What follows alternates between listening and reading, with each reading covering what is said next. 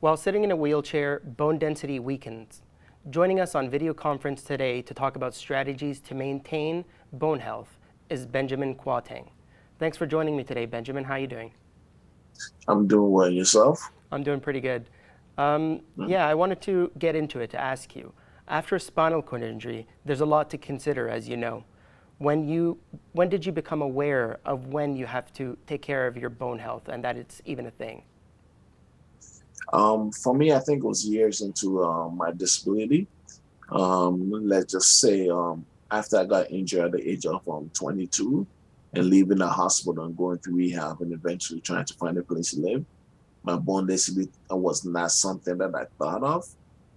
You can imagine going through all the ups and downs and trying to manage with your care and finding out exactly where to live, the state of your condition. It took a while for me to even understand what my bone density was because I didn't even know, let's say 4 years after my injury, I had a doctor's appointment and the doctor asked me, hey, when was the last time I did my bone density scan? I told him I've never even done anything like that. And he told me, okay, I have to keep an eye on it simply because with someone that's living with a spinal cord injury, even the level that I am as a C4 complete, leaving me paralyzed from my neck down, I don't do any activities that will allow me to put pressure on my bones to keep a good, healthy bone strength.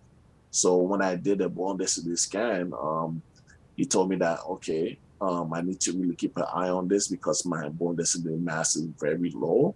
And going forward, I have to make sure that I don't get it as low as possible simply because I could be, I might get osteoporosis.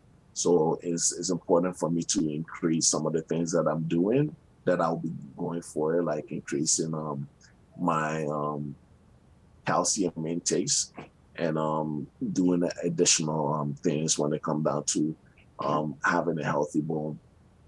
Yeah, that leads me to my next question. After you found out, however, you said it took you a few years. After you found out, what are some of the changes you made that had an impact for you? Well, for my doctor, like I said, he asked me to increase my intakes when it come down to eating more healthier. Basically, adding a little bit more, as much as cheese as possible. Also, drinking as much milk as possible, and try to be more active, doing exercising here and there. He actually gave me increased my dose on my calcium so that I can have a better bone health. But we decided to kind of monitor it for about a year to see how my bone mass if it increased or not.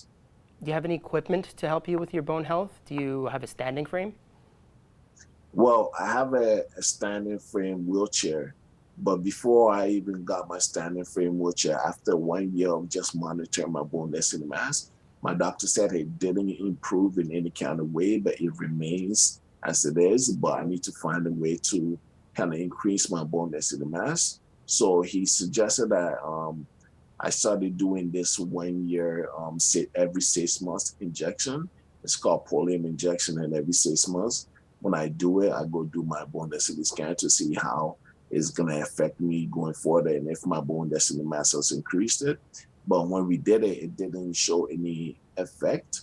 But from there on, I was eligible to get a new wheelchair, and unfortunately, a lot of people do not have the means to afford a wheelchair that stands up. And for me, to be honest, at that time, that was the best way to go, regardless how much it costs. I was able to purchase a wheelchair that allows me to stand up. So with this, it helps you with many functions when you come down with disability because you're not moving a lot. Your bowel bladder doesn't function the same.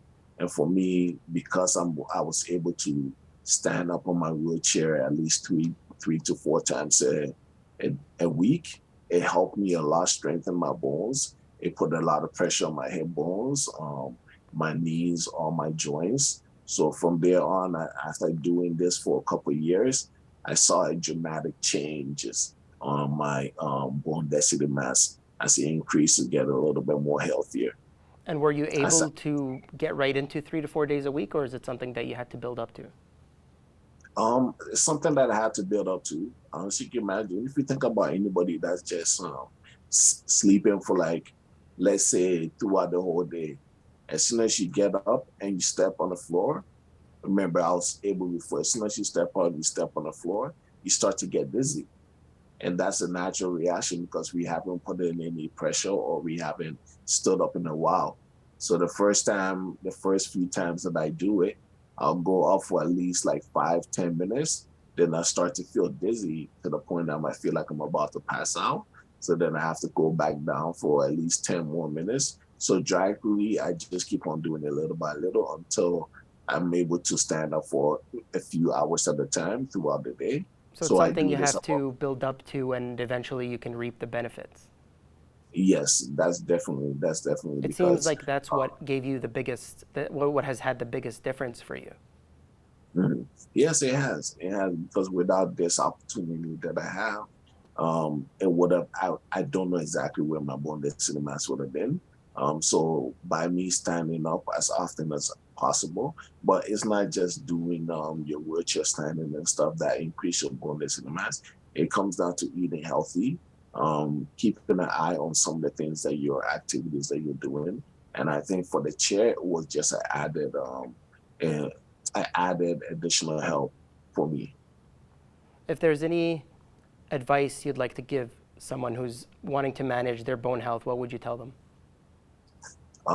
I think for me, what have what has helped me is in so much ways what is for me to actually keep an eye on my health, monitoring my intake.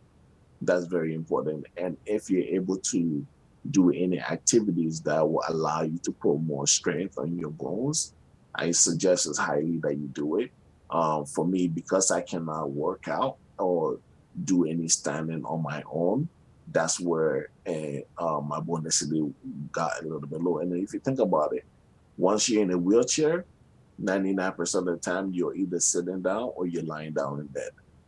Most of the time, even when you're moving around, there's somebody that's moving around for you. So I think for me, the only advice I can give to anybody that is trying to increase their bone health or even aging with spinal cord injury, you always have to keep an eye on your health simply because things change. As we age, we have to do things differently. If you have to transfer to bed on your own, sometimes you might need assistance as you age. Your bowel bladder might not function the same, so you might have to do additional, maybe some changes in your bowel bladder functions. And especially when it comes down to your bone density, your bone does get weaker as you age, but trying to find a way to increase your bone density mass by either having more calcium in your diet, increasing your calcium pills, your vitamins and stuff. So, Right. As you um, know, Benjamin, I have a spinal cord injury, and it took me a few years to realize how mhm, important bone health is. So thank you so mhm, much for sharing your story with us. Thank you for being here, Benjamin. no problem. You're welcome.